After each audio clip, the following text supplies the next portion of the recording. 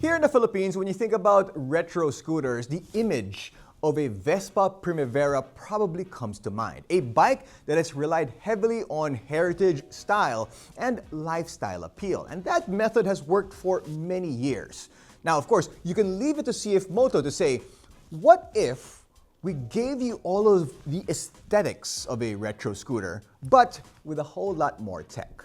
And that's why they came up with this, the manufacturer's first ever neo-retro scooter, the CFMOTO 150 Aura. Let's find out more about it in this episode of Beyond the Ride.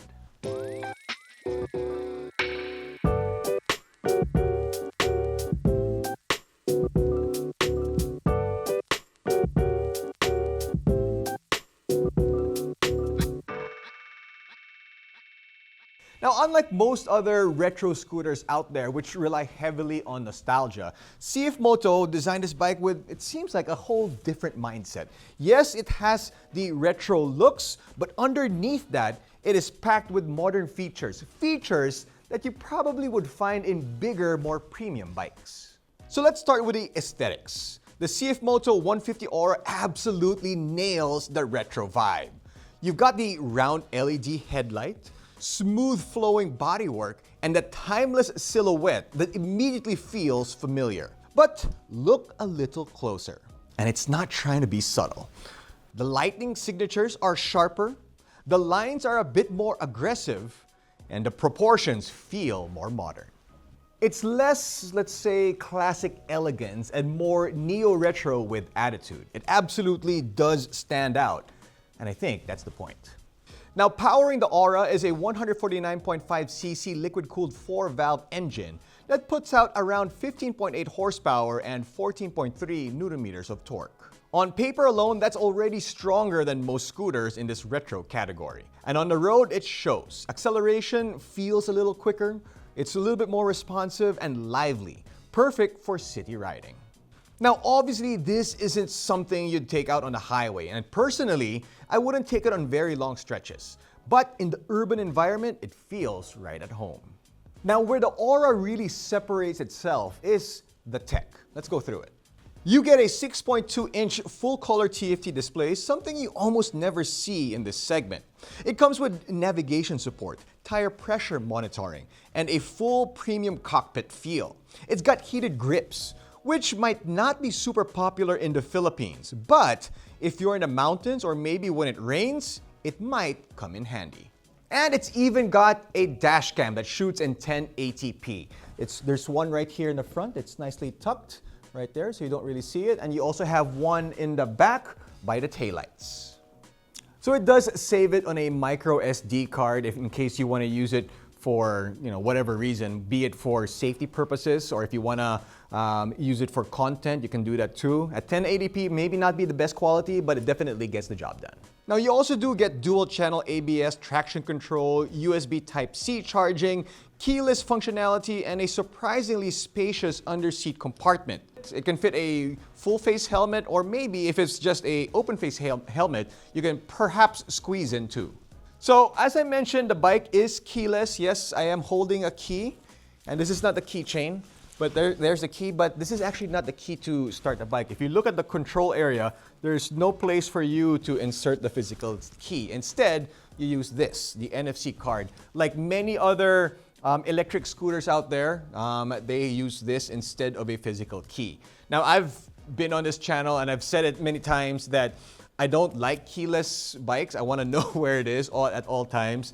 And then that's why I would prefer something with to use a physical key. But technology moves forward, and perhaps I don't just yet, but you started with this. You tap the NFC logo right there, and then you see the bike turns on.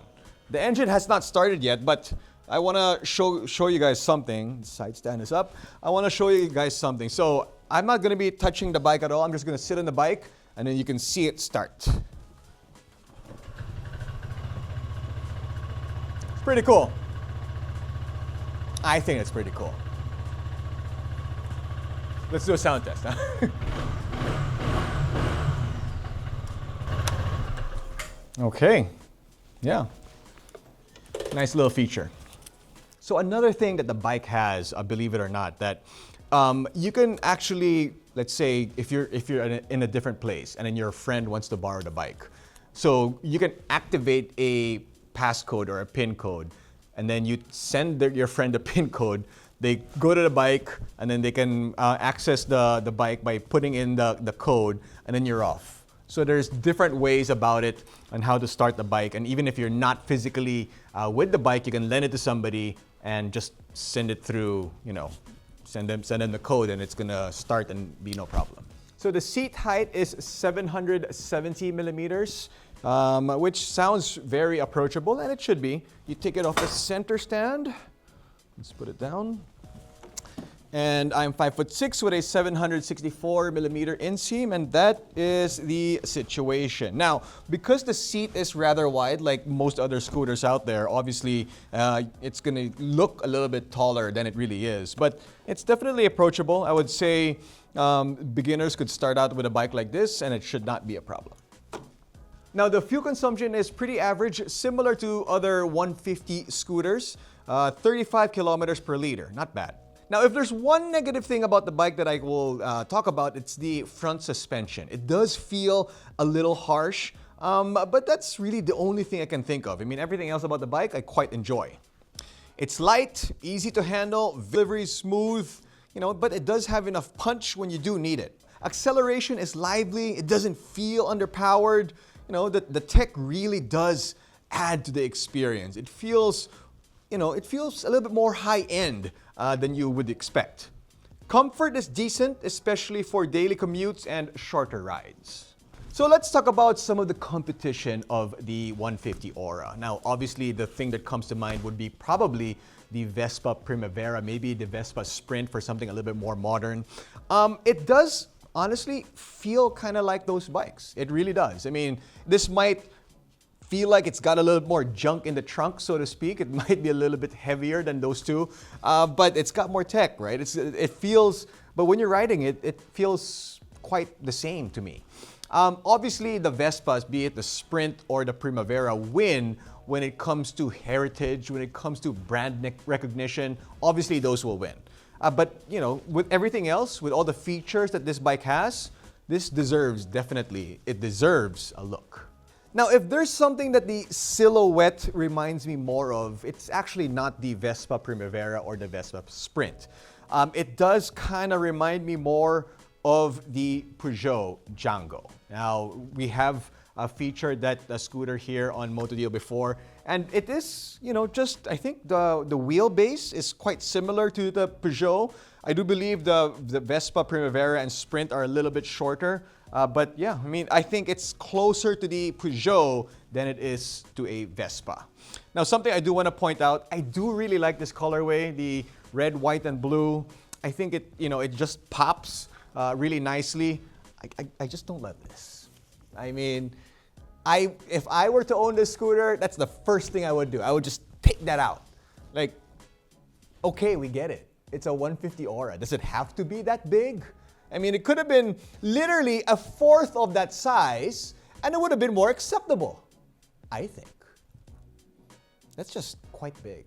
So obviously the Peugeot, the Vespa, those are a little bit more retro, those are more classic scooters. But because this has so much tech, because this has, it's going to be compared to other scooters out there because of the price range as well, you do have to at least talk about the NMAX and the PCX, the Yamaha NMAX and the Honda PCX.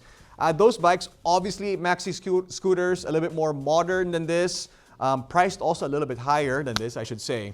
But I think it's a different field, right? If you're going to look at the NMAX, you're going to look at the PCX, you're probably not going to be looking at this because your styling is just, your personal styling is just a little bit different. And now I know it's subjective. I prefer the classic looking scooters, but there are people out there who want something a little bit more modern, and I'm not going to hate on that. Now, speaking of modern bikes, now CFMOTO does have the 150 SC. That's again a little bit more modern. We have featured that also here on the MotoDeal channel. But I would say that's perhaps maybe more practical than this bike. But again, when it comes to styling, and I know when you're going to be buying a scooter of this size, styling would be, one of the main reasons why you'd choose one over the other. So if your preference is something modern, there's the 150 SE. If your preference is something more neo-retro, there's the 150 Aura.